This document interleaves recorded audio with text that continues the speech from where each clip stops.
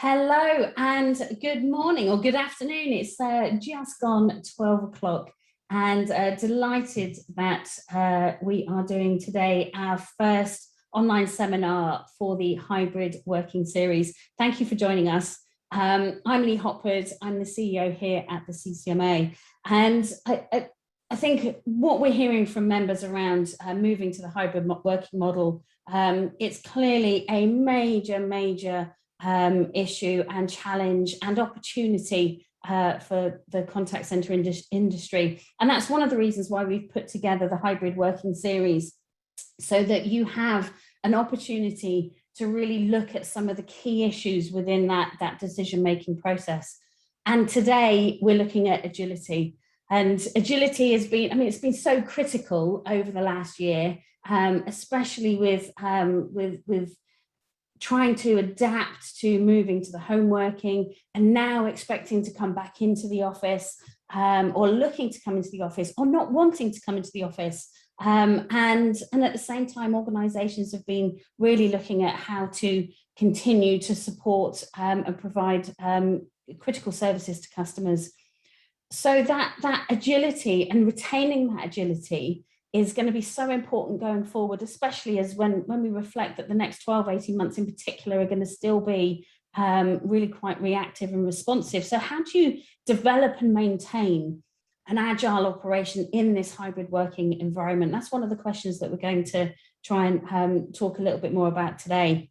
And what does it take to build a creative, innovative and a responsive model? So I'm delighted that today we've got Capita joining us. Capita are going through quite a fundamental shift themselves, and they are very much using the data and insights that they've got to be able to improve the experiences for colleagues and customers. And we're going to find out a little bit more about what they're doing, where they're up to, and the approach that they're taking. So if I may ask Alan Linter, he is the Director of Innovation and Data Science at Capita, to join me. Hello, Alan, how are you? Morning, afternoon, sorry, got that wrong as well. Afternoon, Lee. Well. I know that's always the challenge with doing one at 12 o'clock. Is it morning or is it afternoon? Welcome and thank you for joining us. And I guess my first question, I know you're going to take us through some slides in a moment that really kind of describes the approach that you've taken and where you're up to. But what does agility really mean to you? I think it's a combination of space, pace and flexibility in thinking and as well as in action, I suppose, in terms of I'm doing, I suppose, smart things quickly and intelligently rather than just doing things quickly and at pace. So I suppose considered actions that are executed at pace to drive really the right outcomes for customers in our case. Interesting. So I'm gonna go off camera. I'm gonna leave you the screen to take us through where you're at, and then in a moment, once you've shared that, I'll come back and we'll invite Gill, the Operations Delivery Director at Capita, to come and join us. And as you're listening to Alan share his thoughts, you may have questions. Please do use the Q&A that we have on the platform. Once we've been through Alan's slides, I've got a load of questions I want to ask, but you might too. So please do ask them through the Q&A and I will pose them to Alan and Gill. So Alan, over to you. Thanks, Lee. I'm just going to share my screen and fire up a presentation, which I hope you can all see now. Yep, perfect. That's been great. So I'm going to take you a few slides which will talk about our journey and some of our viewpoints and where we are and what we're investing in at Capita as a need to meet sort of recent changes in demands. So just minimize this. Sorry, it's got a bit of a minimization problem. There we go. So really, what we are focused on in terms of our ways of working, it's been a big shift, is about delivering the outcome for our clients and their customers, not solely where we deliver that from or the place we go to deliver it from. And what we are really pushing culturally for is our colleagues to be really empowered and to be flexible and dynamic in their roles. allowing them to be more productive, be more innovative, at the coalface, as it were, where the real experts are talking to customers, and really changing the way in which we engage and have conversations with people. Obviously, the last 18 months has been a challenge for all organisations in one way or another. But what that has happened in terms of our instances is the pandemic's forced the majority of our workforce to work from home. And that initially was a big challenge, bringing some challenges from being a BPO providing CX to clients. There's commercial wrappers that went through what we've gone through. And actually, that was one element of our agility that we really had to step up in terms of understanding the commercial and legal implications of moving from contact centres to home working in terms of the way we work. In that period of time, very quickly, we moved 21,000 colleagues into home working. Some people remained in the office. We provide some very vital services to the government, to financial institutions, to energy companies, to telcos, all critical services. But the vast majority of our population moved into a home working or hybrid environment in that state, which is a big, big challenge. The other thing, I suppose, from a positive nature is that COVID actually brought a huge acceleration in terms of that path towards digital, either through necessity or a need to meet growing or different demand that was flowing into the ecosystem in the world of service, which meant that the physical infrastructures that we had were reducing in terms of office space, but the digital footprint and the ecosystem that our IT colleagues worked incredibly quickly and hard to put in place was fundamentally changing. The other thing which I'll touch on in another couple of slides is that the type of engagement we got from our customers started to change as well in terms of that. So large digital adoption, again, potentially through necessity or in terms of that need to get through and gather information. But that meant what was left in the contact centres became a fundamentally different shape, which created some challenges and some opportunities for us as well. And the big thing, I suppose anything like these type of events become, I suppose, quite diversive, but for us, we found it a huge unifying activity that brought us closer to our clients and indeed to their customers, realising how important the services that we provide for them, but also through the pressure and the intensity of the situation, everybody seemed to be aligned and pushing towards the right goal, which was a really positive experience. So actually what we see really happen is, that left-hand side of the services type that it's provided in terms of automating transactions and a much greater push to self-service, that obviously gained a huge uptick in terms of adoption. And actually the introduction of more web chat and bot type services mean that sort of the automated conversations also grew. That meant, however, then the contact centre, those high value conversations, not just in terms of pound notes, but also in terms of the emotional issues actually associated with those conversations, became a much larger proportion of what our agents were speaking to customers about. I'm sure many of you have seen this graph, but this is the retail sector in terms of the acceleration of digital in the retail sector, in terms of, you can see the blue line, which is sort of the 10 to 12 years beforehand, a nice steady uptake in terms of what was going online, and then a massive upsurge and uptick in terms of what happened as soon as COVID landed. It dropped back again. You can see the dip after the first unlocking, and went up and came back down again after the second lockdown and then the unlocking.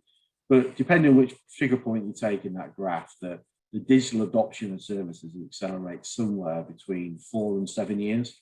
A huge uptake. Some of those patterns are dropping back, but certainly that acceleration looks like, at the worst case, of taking us forward about 5 years in terms of use of digital services, and that on that steady growth pattern was existing before.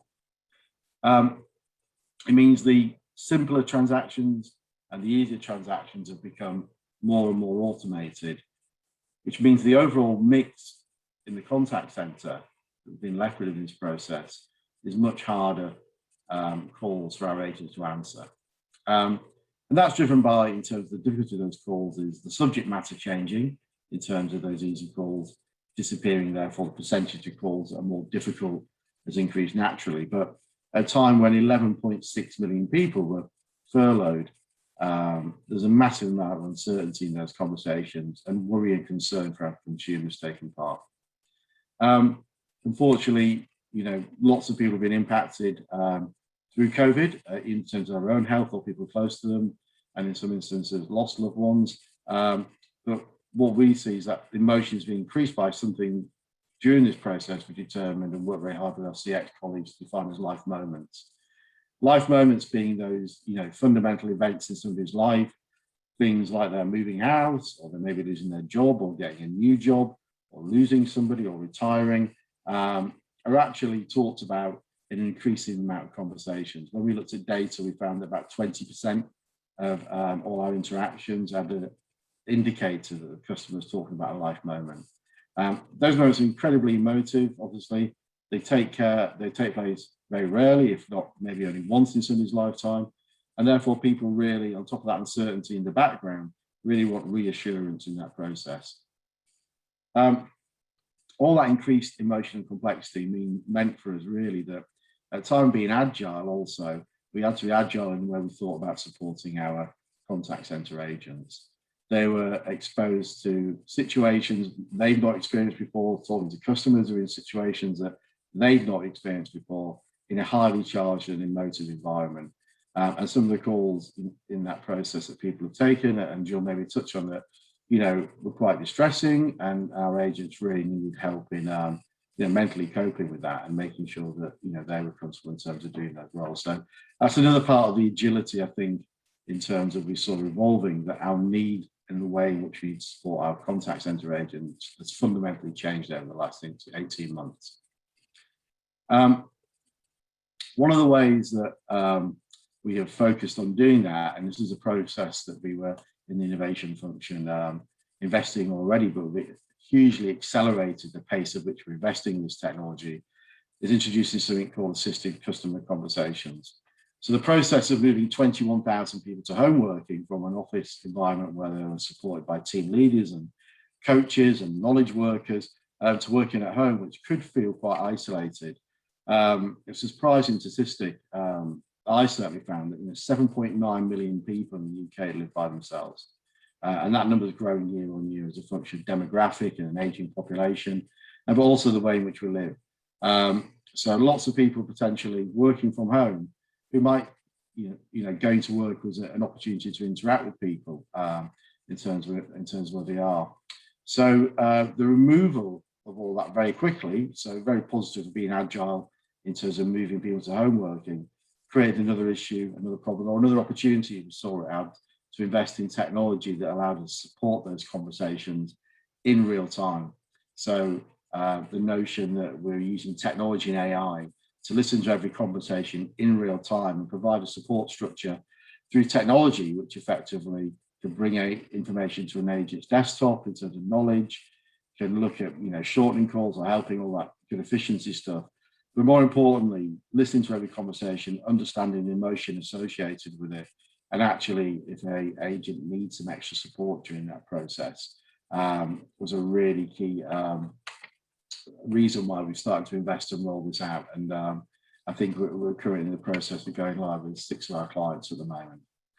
In that process, I think from an analytical point of view, what we've seen is an evolution of people maybe talking about sentiment, which is generally quite binary and positive or negative, or may have a number associated to it, evolving into the fact that our conversations need to be more emotive and driven by emotion. I think it may be somewhat, I'll paraphrase it badly, the Maya Angelou quote around experience being that people largely forget what you say and what you do in interactions, but they'll always remember the way that you made them feel. And that's really sort of the empowerment and support structure we want to put around our agents to make those emotional interactions and conversations between two humans in that hybrid working environment memorable for positive reasons. I'm going to play a short video, hopefully, in terms of clicking through here, which shows some of the technology. I make no apology if it's a bit marketing driven in terms of talking about it, but hopefully it will give you all a good understanding of the technology we're now using and increasing to roll out across our agent population to support them.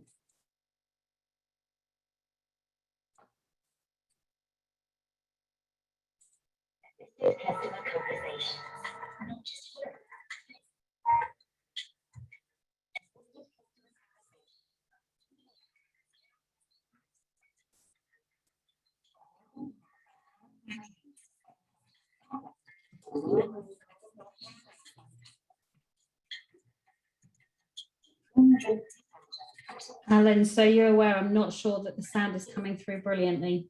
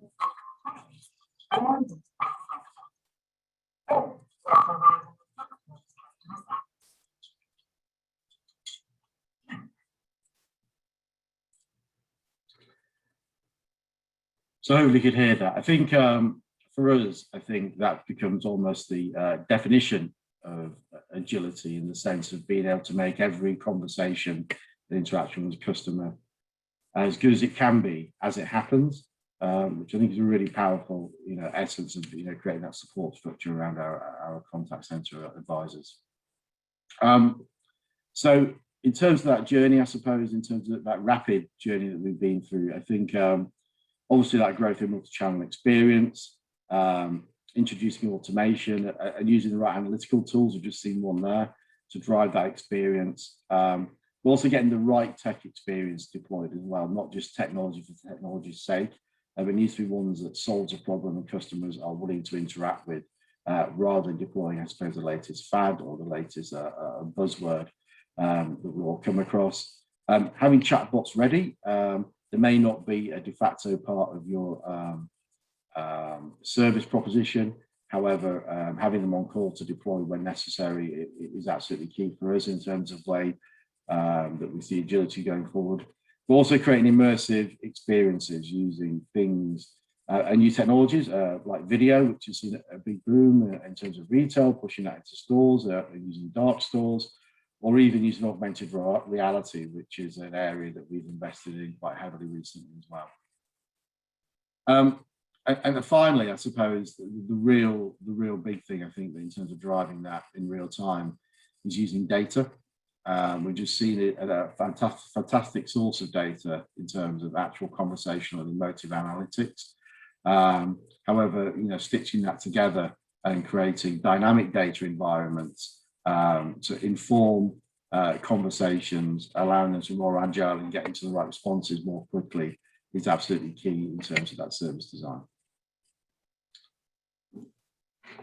And that was it. That was a sort of a brief view of how we're seeing things, what we're investing in, and what the innovation team are doing to support, I suppose, these changing times.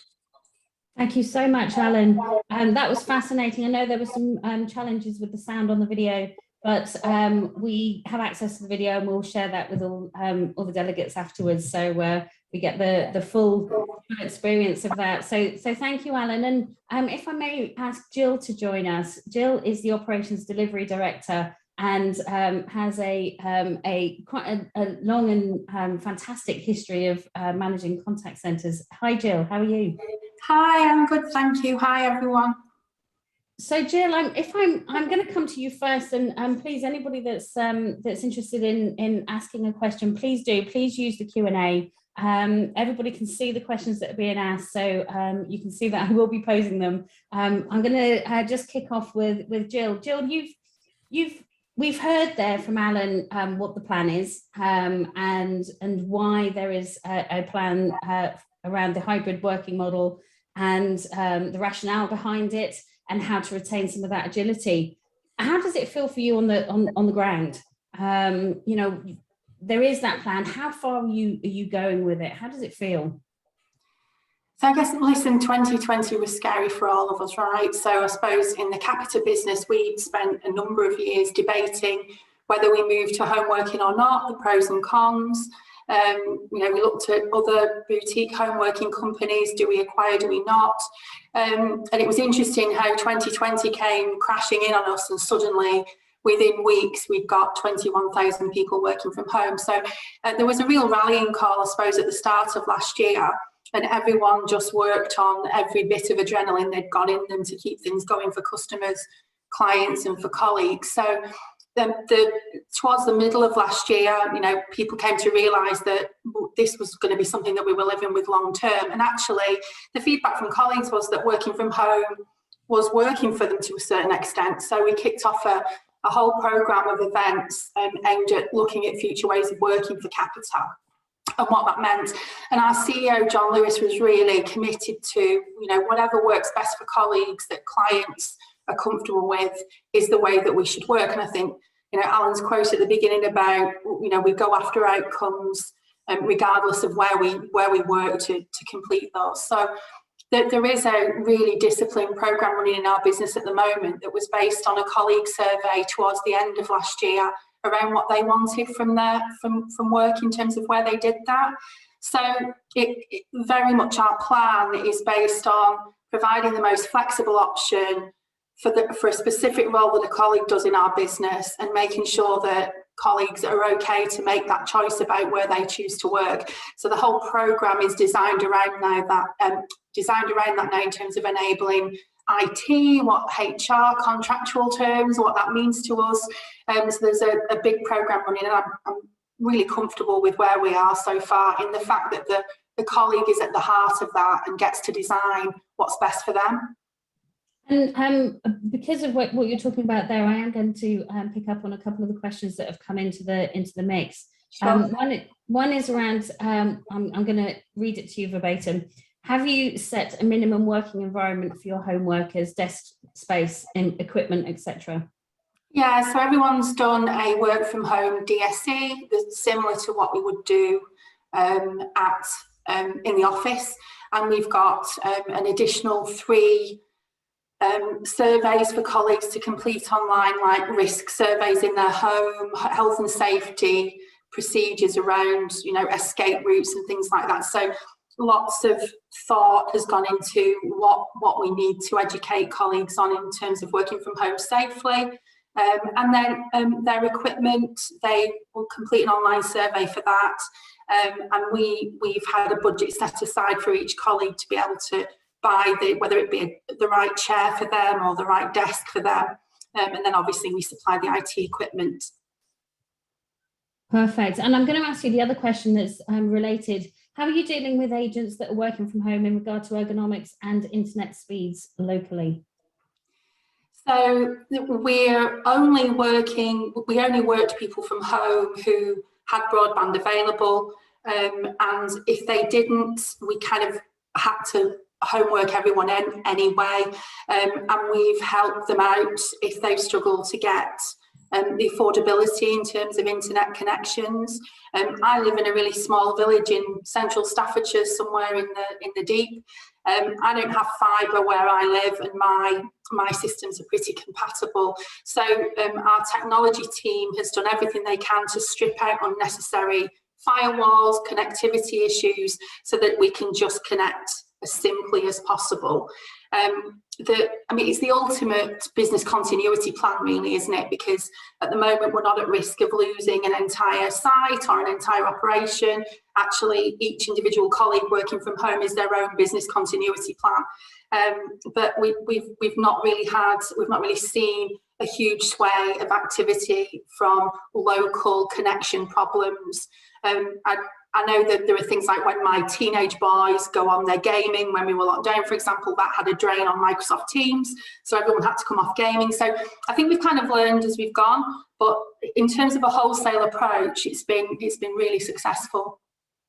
Excellent. And Alan, I'm going to come back to you, because these kinds of decisions that you make, then they're not on gut feel, and on, obviously you've got a bit of an interest in a background in data. What kind of data and insights were you using to make some of these decisions? So I think, we were quite lucky in terms of the data, but as Gill said, one of the primary things we need to do very quickly was survey our agents in terms of understanding their home environment. It's not something we considered before in terms of that debate. It's accelerated, but gathering that information is really important to know who might have already had the right equipment at home in terms of connecting over, their home laptops over Citrix and locked environments, or indeed who might need equipment providing in terms of laptop, to prioritise that to allow them to be able to work from home, but secondly to provide continuity of service to our clients. So that information was huge, I suppose, in terms of prioritisation of the existing stock of equipment to get out the door very quickly, but then in terms of establishing the prioritisation of how we push that equipment into our agents. So that was one major source. Secondly, I think, working with our clients, understanding what's happening to their businesses. Obviously, we deal with anything from, like I said before, government organisations into, travel organisations, which are hugely, I suppose, their business disappearing overnight, and refunds and cancellations as opposed to bookings and sales. So understanding the work that was about to change and come into the business was key. And then obviously we listen to conversations and we monitor in real time 500 or so brands in social media as well across their channels. So seeing the change in the conversations that were happening, starting to think about the change in the contact that was happening by those sectors and brands was also very important to make sure we could think about the right automation. But secondly, think about the right support structures and training for the agents as well, because there was a definite change in terms of what was happening there in terms of channel mix. Social media, often the very, I suppose, the channel of last resort for many people, became a primary channel, maybe out of frustration or desperation, or thinking it'd be the channel to get answered a bit quicker. And lots of brands saw 20-fold increases in the volumes going through that. So understanding that in channels, the changing conversations, in terms of giving people, but also our agents' ability to work from home requirements, all sort of large, I suppose, prioritization, landing matrix that sort of drove our actions and drove our agility as well and prioritization in that process. Interesting. And I am going to stay on the technology side. You through your answer there, you touched on a number of different issues that I do want to cover over the next 40 minutes. Half an hour, but I'm going to stick with the technology. It's the first question that came in. I am curious about call logging assistant. Is that something achieved through existing system or investing in new technology? We've had various types of technology to do that in the past, whether the agent's doing it manually or the like. However, we are in the process, like I said, of we were already in with a couple of clients with this technology of accelerating out. So it's we did have existing technology, but we invested heavily in new technology, which we very much see as the future, I suppose, in defining. I sort of see it as a Swiss Army penknife for the business, that being able to listen and understand what's taking place in conversations, but also the emotion associated with it. So that paraverbal communication gives us the ability to assist the conversation in terms of making prompts and nudges, log what's happening on the call in real time, and make summarized notes potentially, which is great for CRM efficiency. But I think more important for us in this space is to be able to understand what's happening in calls. I think, Gill will talk much more about this than me, but our agents and some of this process has accelerated. The contact center agent's job is a difficult job, getting harder because technology's taking away those easy interactions, as it were. And over the last 18 months, been even more difficult because of the emotive nature and the heightened emotive state of both our colleagues and the customers. So, it's definitely, we see that which is the future of our contact centers, the investment we're making in that new technology and that AI. Yeah, absolutely. And I guess the other part of the investment is in channels, and looking at the channels. And we've had all sorts of debates in the last few days, in fact, around providing channels that are right for both the business and the customer. And I'm gonna ask the next two questions that are in the mix. And I think I'm gonna probably come to you, Gill, if I may. The question is, I'd be interested to ask what your split of calls, web chats and other channels is. Have you seen a change to calls for reassurance, for example, since the pandemic? Probably it's better. Probably Alan's in a much better position to talk about this in totality. Are you, Alan? Are you in a better position? Well, you know, I see lots of data, so I don't know the granularity of running a real operation, I suppose. I look at it from a much higher level, but yeah, the split, there has been about a very definite change in terms of what's done online, but I suppose very much like as the nation unlocks on Monday, and we've been going through that period for the last couple of months, we can see some shift back in terms of that mix, you know, as it has been with shopping, you know, it's gone back, you know, forward 7 back 3, as opposed to sort of a 4 years advance. So the mix has changed in those channels. And, you know, some of those channels, we've also seen, I suppose, new demand as well, rather than a shift, which is also the problem, right? We're faced into, I think, you know, right for the business, you know, the challenge, does more lanes on the motorway just mean more cars, or does it actually mean, you know, a more equally distributed traffic? And it's a mix of both, I suppose. So there's new contact that actually we would probably into that value irritant model, but probably see is not adding value for the consumer or for the organisation. But there has been a drive, I suppose, just from particularly in those asynchronous channels, because in a time when the flexibility you can generate isn't necessarily when the customer wants to ring in, that synchronous messaging type process, that asynchronous channels, I suppose, have taken an increase of a boom, I suppose. Things like email have surged increasingly. You know, things like messaging applications that are asynchronous also give the ability to provide a service in a less instantaneous way, but also allows organisations to flex their resource to get to that contact as well. So I think some of those changes, as people have shifted, will stay for good. But, you know, some of those interactions and those channels are being, I suppose, I use the word strong, but enforced on people through necessity. And very often, you know, the acceleration of something that was already happening is positive, but when you tend to make an injunction and force something onto people, they tend to go back to their normal ways, I suppose, afterwards. We can see that, you know, in terms of where we're living our lives. And I think there's something from Sainsbury's saying the shopping patterns already now are sort of back to pre-COVID. You know, everybody's going more regularly to the shops and buying less when they go. So some of that sort of forced element stripped back, but undoubtedly they're left with an increased online demand going forwards. Interesting. And I'm going to touch on there's a couple of questions in the mix in the Q&A that are looking at the team members and training. And I'm going to come to you, Gill, on these questions. Let's go with the first one that I see first. So in terms of recruiting, what practical steps have you taken for training new starters and ensuring that they have the support when they go live in this hybrid model? So if we assume it's a work from home position, so our chosen platform is Microsoft Teams, and we back that up through Microsoft Sway. What we learned really early on, so last March I had to set up a 1,200 seat, 100% working from home centre to support the pandemic. So we reacted really quickly to that. The training material needed some changing to make it more impactful when it's delivered virtually, but it was delivered over Microsoft Teams. We've made our training much more scenario based.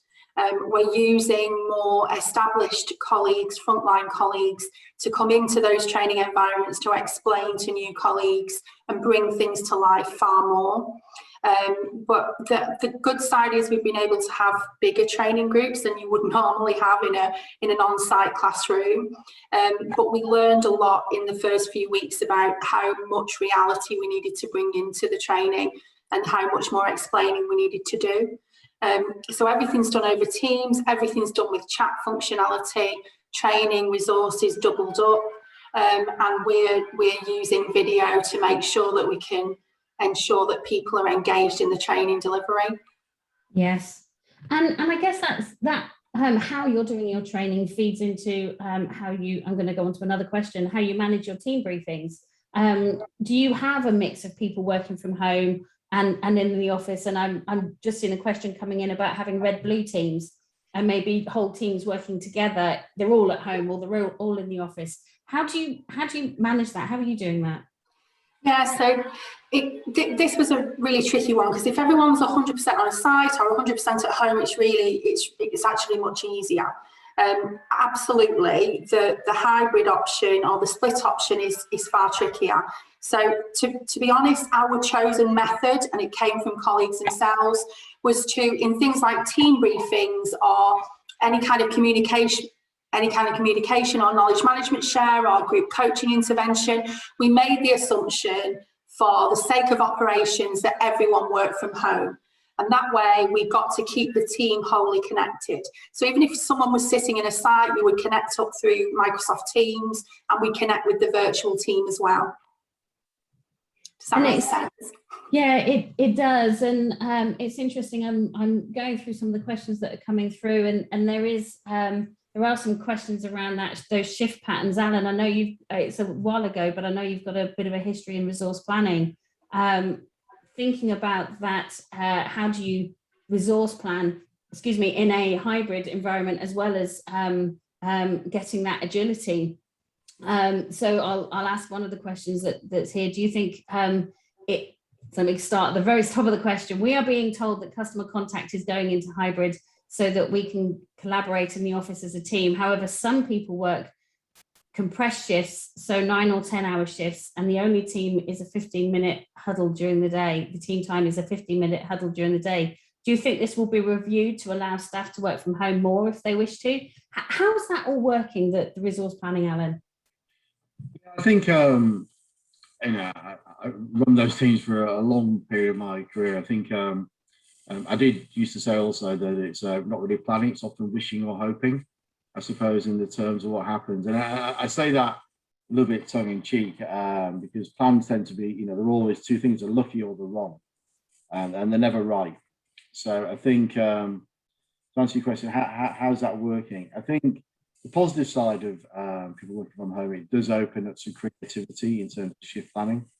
That the notion of split shifts become more interesting or usable. Or even micro shifts become a good tool to use in answering demand, and that's be used to make things more efficient. I think that also allows, in terms of driving some of that efficiency and taking some of that inefficiency and available time out of ecosystems, that time can be sensibly reinvested in the things needed to support people at home in terms of engagement.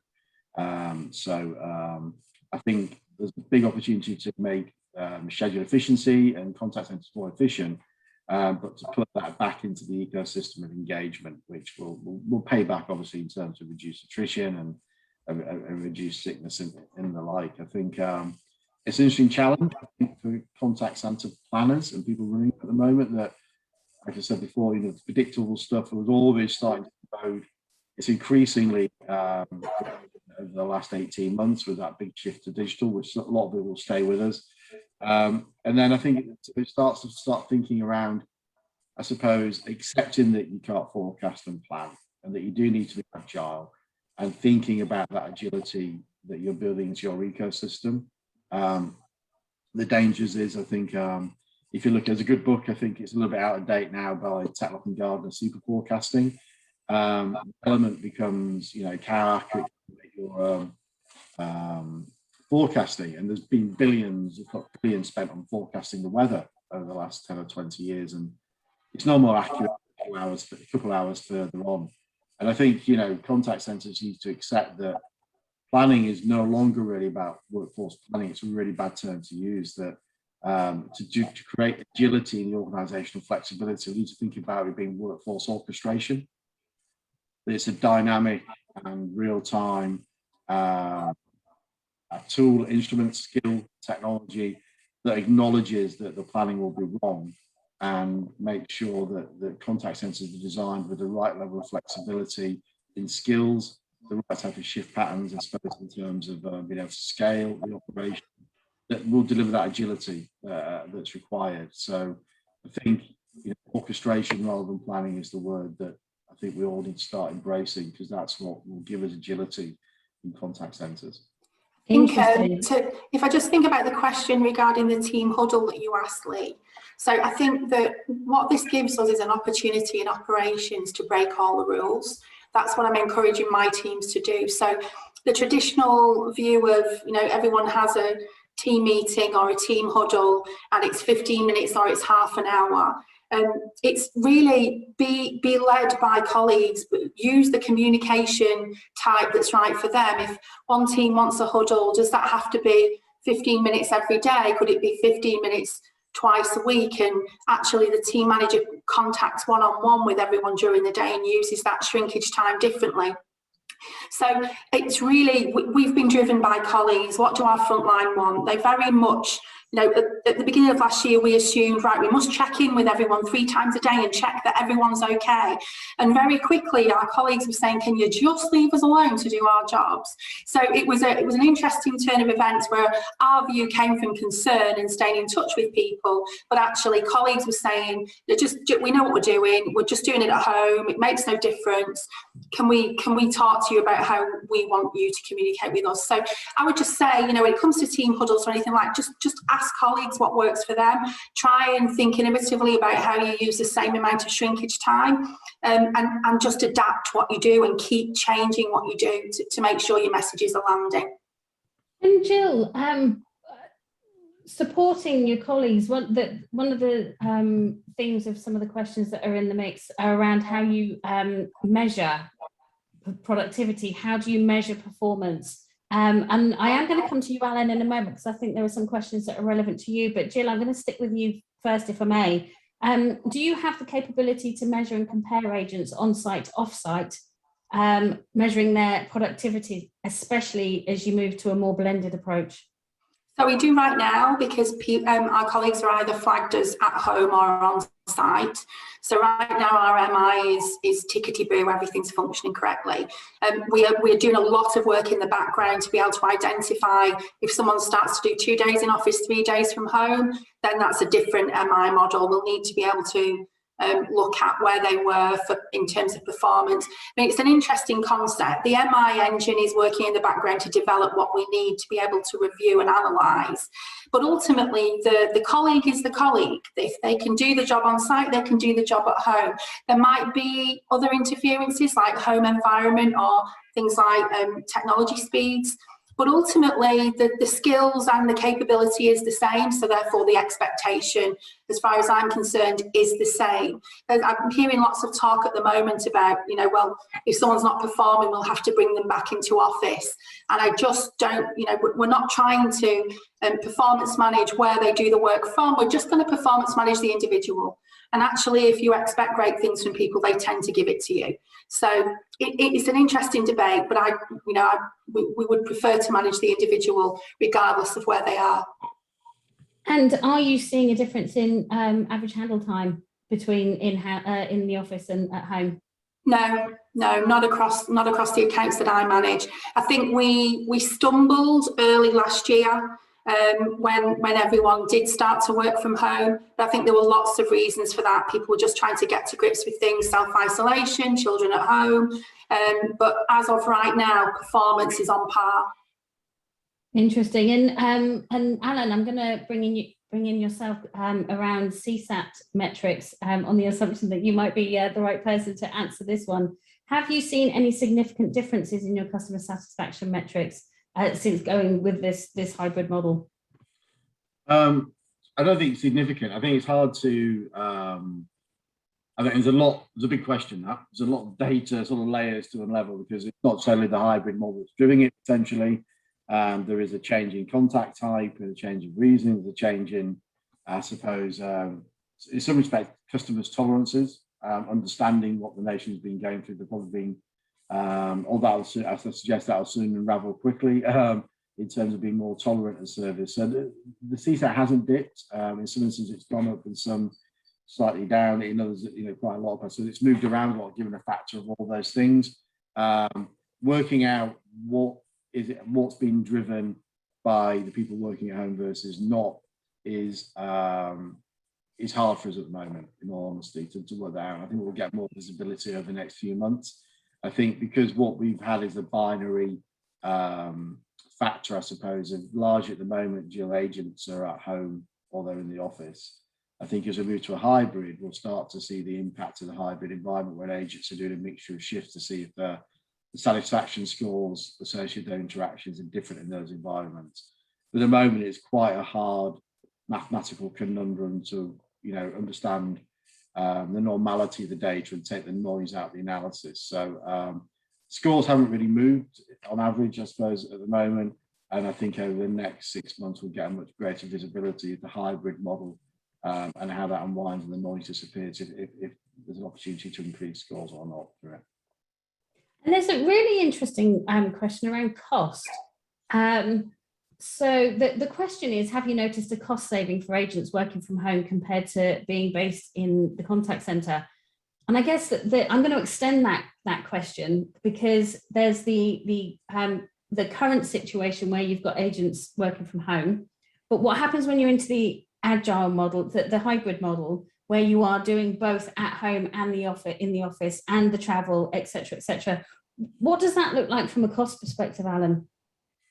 I think in the short term, if anything, maybe our costs will have gone up because of the need to provide equipment, change our IT model, and do these things. I think, and obviously we've still got buildings, contact centres, just potentially be nobody in them or in large chunks of them. I think going forward is a different operation and a different physical footprint for us in terms of physical buildings. So I think we'll shrink our footprint over time to reflect the hybrid way of working. I think, there'll be lots of people on the call. I hope this rings true that, 20% of all contact centre seats, if you're purely in a physical environment, are probably only used on a Monday. Peak calling times and probably only needed for Monday mornings, potentially, depending on certain utilities. That's a common profile. And if you've got seasonality throughout the year, then that might, that number of that utilisation of seats throughout the year could be even lower overall. So I think we see the hybrid model as a way now. It's been accepted and accelerated. There have been barriers in the past, but this hybrid model going forward is an opportunity to make, where we have got physical space, the utilisation of those seats is very high. And we use our shift in our hybrid model to actually as a way of reducing our costs going forward. But at the moment, I suppose we ended up with almost a dual running cost in a cutover period. But we will evolve, I think, into a more efficient use of physical space and hopefully, therefore, a lower cost base going forward. Interesting. And I keep saying that because it's just fascinating when I think about how organisations are having to adapt to this new way of working. And Gill, when we were talking earlier this week, we talked about this being a cultural shift. It's a mindset change, and there's two forces happening at once here. There's the need to continue to be agile, whilst having that hybrid environment. Talk us a little bit more around your thoughts and your views around that whole cultural piece, because it is going to have an impact on culture. Yeah, absolutely. I think it was driven very early last year when, Forbes, through the whole of last year, decided that the topical word for 2021 is empathy. And let's face it, in call centres and customer service operations, we've been chasing the empathy feeling for a number of years now, some doing better than others. But the one thing that happened is, to Alan's point from his slides, that the amount of distress and anxiety and uncertainty that was coming through from customers was a bit of a wake-up call. But if you reflect back on that and think that all colleagues were feeling some or all of that at some point through last year, and then we were still expecting them to work, that we had to shift. We had to truly do what we've talked about doing for a while, which is put our people at the centre of what we were doing. So that's the cultural change programme that we started quite early on last year, and it was, it's a very structured programme that's running through our business currently. that essentially says, you know, give the control almost to colleagues. The more we talk to them, the better. As soon as we started to homework people, the need to acknowledge colleagues just being out there in the world somewhere and doing the work that we wanted them to do was really important. Whereas that's something that could be done with a glance or a bit of body language in a site-based contact centre. But the need to physically acknowledge colleagues just for being there became really important. And from that, then you start to think about, if we reflect customer emotion back to the fact that, you know, most of our colleagues on the front line would be same or similar demographic to customers in lots of ways. And therefore the needs are almost the same. So, you know, the need to amplify the awesome things they do so that you get more of that. The need to help them rinse and repeat after a particularly emotional, vulnerable customer call. And making sure that managers were continually wrapped around their people was critical to that.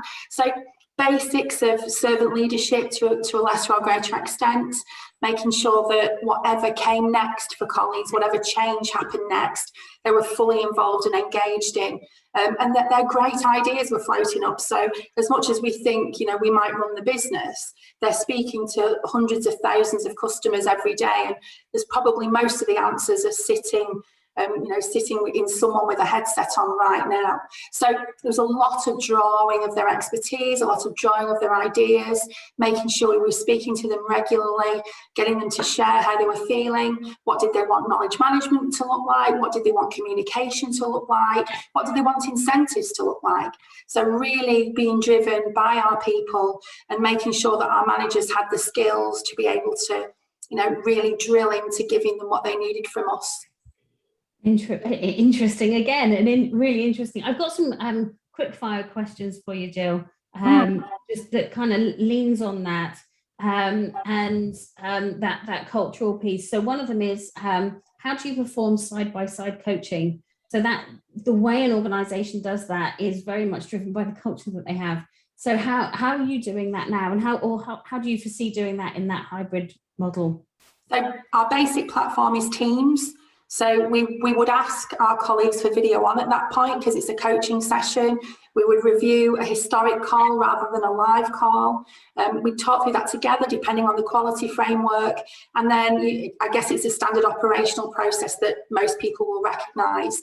The difference is in the conversation that our team managers have with our advisors. So we focus mostly, unless there's a real question of concern for us, we would focus mostly on what they're doing really well, and then we kind of amplify that so that we get more of that great stuff, and the colleague would decide for themselves what are the things that they want to work on. So it's done over Teams, it's done one-on-one with team managers. It would run very similarly to if it was on site, and that's how it is working on site at the moment. And we just make sure that we ask almost for more of the great things, and more great things come.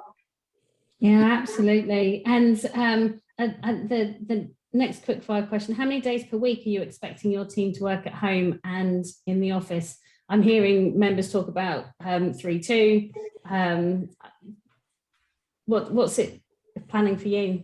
So in the Future Ways of Working programme, we're hoping to get to a point where colleagues drive that for themselves. So we're not looking to dictate what is and isn't the right thing to do. Of course, that problem has to be solved in our planning world in terms of seats and booking seats and cleaning seats and what does all of that good stuff look like. But that's how we're hoping to work. That's what our CEO is aiming for, and we're all behind him in wanting colleagues to feel empowered to make that decision for themselves. Yes. And I'm gonna come to you both in a moment with your final piece of advice around trying to get that agility in a hybrid model. But before I do, one last question for you, Gill, and it is around recruitment, which I know is a major issue right now. Trying to recruit people is really difficult. But do you find now that your agents can be home based anywhere in the UK, recruiting is now easier? Yeah, without a shadow of a doubt, it is much easier.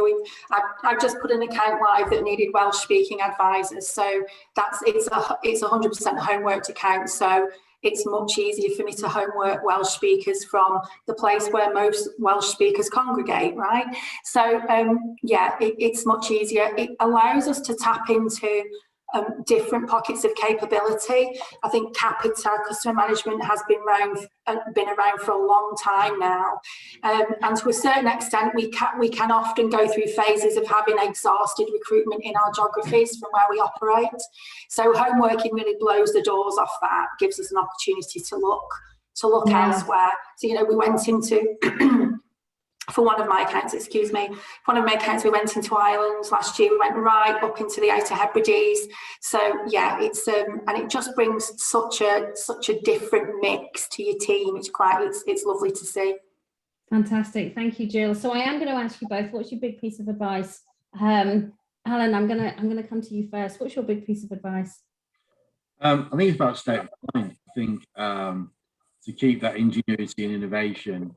And I think Gill said, to break the rules, the mindset going forward. We've all done it probably over the last 18 months and taking great strides forward to smash through some sacred cows and some barriers that have been in organisations for, years, decades and the like. I think it shouldn't really need any of us for a national pandemic crisis to engender that way of thinking, that agility, flexibility, creativity, ingenuity and innovation on a day-to-day basis going forward. So it's to not step back into the old world, I suppose, and keep that drive and that passion alive to do things differently.